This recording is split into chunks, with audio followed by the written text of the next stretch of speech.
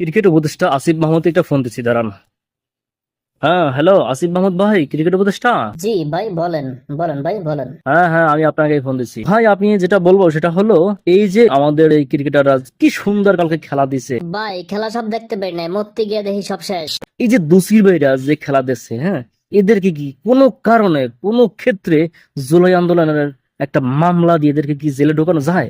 জি ভাই যায় যায়, প্ল্যান আছে আমার। আপনি তো জুলাই আন্দোলনের একজন নেতা ছিলেন, ফ্রন্টে ছিলেন, সেইখান থেকে তো আপনি এখন উপদেষ্টা। প্রত্যেকটা ক্রিকেটারকে জুলাই আন্দোলনের কোন একটা মামলা দিয়ে ওদেরকে কারাগারে পাঠানো যায় কিনা।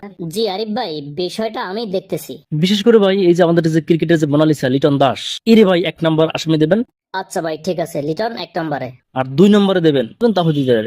এই ইউনিভার্সিটির মাল, এই মাল রে একটু ভার্সিটির মালকে, ইন্টারন্যাশনাল প্লেয়ারকে জুলাই আন্দোলনের একটা মামলা কোনো বাইলে দিয়া দেখেন, একটু ঢুকাই দেওয়া যায় কিনা। আরিফ ভাই এটা তো ওয়ান টুর ব্যাপার, কোনো সমস্যা না। এদের অত্যাচার আর বাসি না। এভাবে হোক ভাই, যেভাবে হোক, আপনার দুইটা হাত ধরি, হ্যাঁ, প্রয়োজনে আপনারা যে কদম দুইটা দেন তাও ধরি।